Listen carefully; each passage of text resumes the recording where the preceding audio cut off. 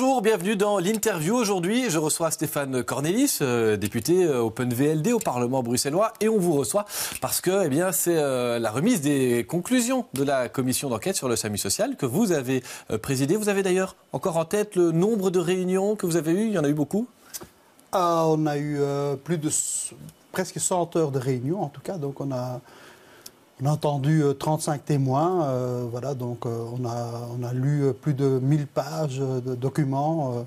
On a encore travaillé par après en bureau de la commission pendant plus de 30 heures. Donc voilà, Beaucoup de questions là-dessus, on va y revenir. Mais avant, une question sur un autre dossier qui a aussi sa commission spéciale pour lui au Parlement. C'est la réforme du SIAMU annoncée, promise par la secrétaire d'État, Cécile Jodogne. Cette réforme rentre en vigueur aujourd'hui. Alors regardez la question que je vous propose. Il y a 3 réponses à propos de cette réforme. En fait, maintenant, ça va rouler, c'est sûr. Cette réforme est parfaite, rien à dire. Réponse B, restons prudents. Tout dépend des pompiers. On a vu que tous ne jouaient pas forcément le jeu. Puis alors là, la réponse C, Cécile Jodogne veut avant tout éviter de nouveaux conflits sociaux. On a vu qu'elle avait quand même donné beaucoup de latitude aux directeurs opérationnels et que les directeurs administratifs s'en plaignaient. Alors, votre avis sur cette réforme ? Voilà, moi je suis toujours positif, donc je vais pour le A, donc maintenant ça va rouler, voilà, ça c'est sûr. Donc chaque réforme doit avoir ça en vue, et ça c'est le but de chaque réforme, bien sûr.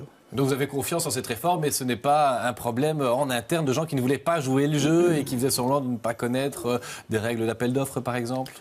Voilà, ça dépend toujours des personnes qui font partie de l'institution, bien sûr. Donc voilà, mais je crois que cette commission et le fait d'être maintenant à la une va quand même ouvrir les esprits et j'espère faire la collaboration nécessaire entre différents services, entre personnes. Et donc espérons que ces conflits entre personnes soient maintenant vraiment éliminés pour une fois de toutes, quoi. Alors on va suivre tout ça de près et on en reparlera évidemment, mais un dossier dont on a beaucoup parlé et qui vous vaut d'être invité aujourd'hui, c'est cette commission d'enquête sur le SAMU social qui a présenté ses conclusions. Il y en a 30. La première, c'est de demander aux personnes qui ont touché des jetons de présence de les rembourser. Il y a eu Yvan Mayer, il y a eu Pascal Peretta, mais il n'y avait pas que. Et dans le conseil d'administration, est-ce que vous avez déjà des retours, des indications selon lesquelles des administrateurs seraient prêts à rembourser ou auraient commencé à rembourser des jetons de présence ? Si je me rappelle bien, c'est l'ancien président, après Yvan Mayer, M. De Gueldre, qui avait quand même déjà témoigné qu'il allait ou qui avait déjà remboursé tous les jetons qu'il avait perçus. Et donc je crois que M. Spinette aussi l'avait fait. Président du CPS de Saint-Gilles. Voilà, et donc toutes ces personnes qui étaient concernées, la plupart, je crois qu'ils avaient déjà quand même entrepris certains gestes pour rembourser. Puis il y avait encore une personne même qui n'avait jamais voulu avoir des jetons de présence. Donc il y avait quand même des administrateurs qui n'en voulaient pas des jetons de présence. Donc vous êtes optimiste en tout cas pour certains administrateurs. Pascal Peretta, Yvan Mayer, peu de chances qu'ils remboursent. On n'a pas de nouvelles, on verra bien par après. C'est un suivi aussi qui va être fait, mais on demande que tous les moyens de droit soient mis en état pour que, voilà, en application pour qu'ils remboursent. Alors vous demandez aussi, dans les recommandations, de prévoir des mandats gratuits. Est-ce qu'il n'y aurait pas le risque derrière que justement cet organe important soit géré finalement par des amateurs? Parce qu'on sait que ça prend du temps, ça demande des professionnels, ça mérite d'être payé. Ça mérite d'être payé, mais bon, pour l'instant, il y a vraiment des personnes qui sont maintenant au manivelle et qui sont les nouveaux administrateurs du conseil d'administration, qui sont vraiment des bonnes personnes, bien douées, et qui font ça gratuitement. Et il y en a tout plein d'autres, plein d'ASBL, surtout dans ce secteur-là, qui sont gérés par des administrateurs qui sont pleins de bon foi et qui font ça de manière tout à fait bénévolement. Donc voilà, moi-même je suis aussi président d'une ASBL sociale, c'est-à-dire le Social Vervoer Bruxelles. Je suis président, moi je fais ça de manière bénévolement. Donc il faut regarder un peu le secteur dans lequel on se trouve et donc faire un benchmark. Et donc voilà, on voit bien que dans ce secteur-là, spécifiquement pour l'aide sociale, il n'y a absolument pas de jetons de présence nulle part presque. Donc c'était assez unique d'avoir des jetons de présence dans cette ASBL-là. L'avenir du SAMU social, on a parlé d'une reprise en main par la région, il faut créer une nouvelle structure. Est-ce que ça avance? Est-ce que vous avez des informations là-dessus? Est-ce qu'on pourra faire vraiment quelque chose, surtout avant la fin de la législature régionale? Ah bon, si, quand même. Hein. Donc, je crois que ça a bien avancé. Ils ont remplacé. Ils vont maintenant voir aussi, je crois, revoir les statuts. Donc, on demande aussi de revoir les statuts. Et donc, voilà, je crois aussi que malgré le froid qui court maintenant, donc, quand même, ils ont aussi pu déployer le dispositif normalement qu'on attend d'eux. Donc, je crois que c'est en très bonne main pour l'instant et j'espère qu'ils continueront à faire le nécessaire pour Très réformer. brièvement, vraiment, sur le rapport de la commission d'enquête. Vous espérez l'unanimité quand ça viendra en séance plénière, on rappelle, hein, le PTB, la NVA ont déposé des amendements qui ont tous été rejetés hier. Donc, est-ce que vous allez réussir à les convaincre, ces groupes qui n'ont pas voix au chapitre en commission, de voter en plénière ? Il ne faut pas être naïf non plus. Hein. Donc, il y a un petit jeu politique qui se fait aussi, bien sûr. Hein. Mais je suis très satisfait, en tout cas, qu'en commission même, il y a eu l'unanimité sur le vote du rapport. Unanimité, on le dit, des partis qui ont le droit de vote. Mais tous... Qui ont le droit de vote et qui sont représentés, qui sont membres effectifs de cette commission parlementaire. Et donc, les autres membres, comme le PTB, NVA, Vlaams Belang, voilà, ils étaient invités pour justement aussi pour assister donc, avec une voix enfin pas délibérative, mais consultative donc, dans cette commission, donc pas plus que ça. Donc certainement, ils vont pas, je ne suppose pas qu'ils vont voter pour. En plus, ils ont fait des amendements donc, il y aura quand même des lignes de fracture politique sur un voilà. dossier qui est sensible. Ça restera. C'est pas une fracture politique, hein, donc qu'est-ce qu'il représente voilà, il faut rester honnête là-dedans. Donc maintenant, la plupart et la grande partie des partis politiques soutiennent ce rapport. Parlons d'un autre dossier sensible et important, le décumul. Il y a eu un accord en commission, un accord un peu surprenant d'ailleurs, parce que c'était PS, Écolo, Défi, et puis côté flamand, Groen et le SPA. Alors on attend le vote, sanction vraiment le 13 mars en commission. On nous dit les Flamands et notamment l'Open VLD ne sont pas favorables au décumul. C'est quoi vos arguments ? Il n'y a pas encore eu un accord en tout cas. Donc il y a eu une discussion et donc on a entendu les différentes argumentations bien sûr. Et pour nous, tous les scandales qui ont eu lieu n'ont rien à voir avec le cumul en tout cas.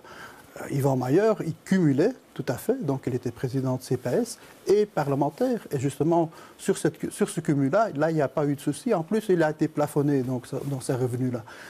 Justement, c'est plutôt dans les mandats dérivés, tout ça, là où il y a eu tous les problèmes, des scandales. Et donc pour il ne faut pas jeter... Le cumul n'est pas un problème des députés et Pas du tout, parce que justement, c'est l'électeur qui choisit, là.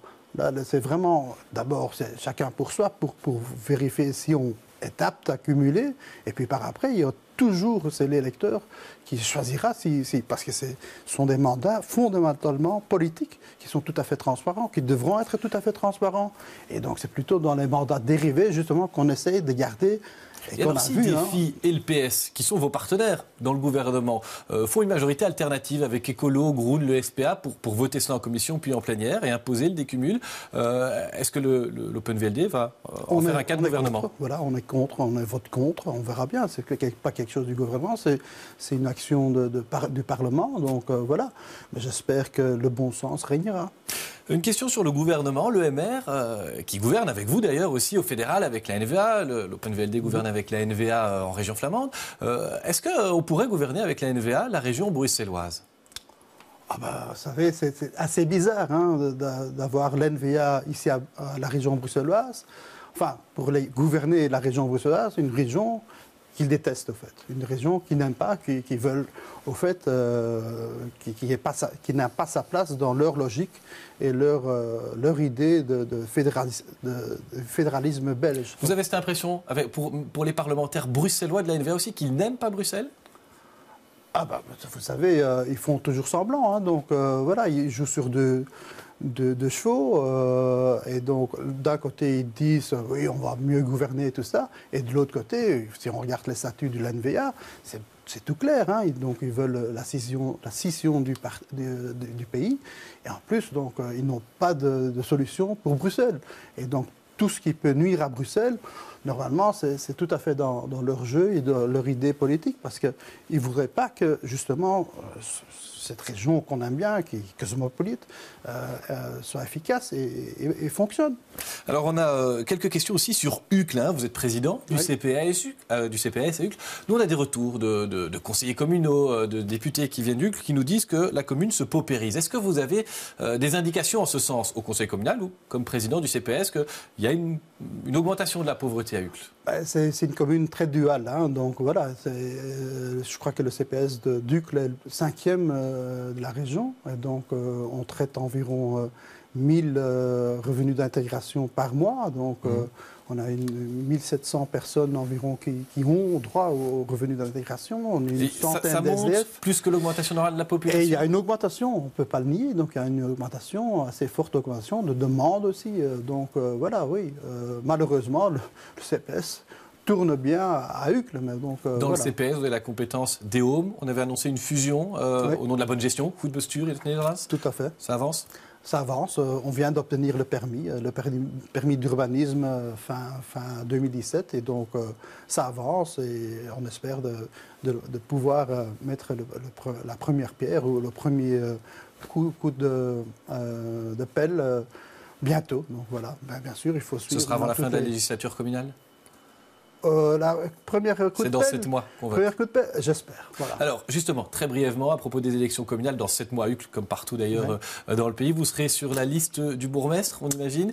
Tout à fait. Si il ne fait pas une majorité absolue, alors qu'il n'aura pas Didier Reynders sur sa liste, que Marc Cause va faire sa propre liste, on dira que c'est un échec pour les libéraux de ne pas avoir la majorité absolue à Uccle? On ne va pas être si sévère que ça, comme vous le citez maintenant aussi. Ce n'est pas évident de refaire la majorité absolue, mais on y va, bien sûr, on y croit. Et donc voilà, sinon il faudra peut-être faire une coalition, qui sait, avec la NVA. Merci Stéphane Cordélis. Voilà pour vos réponses. Première fois que vous veniez dans cet exercice de l'interview. Je rappelle que vous êtes le président de la commission d'enquête sur le SAMU social. Demain, c'est Cécile Jodogne qui viendra répondre aux questions de Stéphanie Meyer.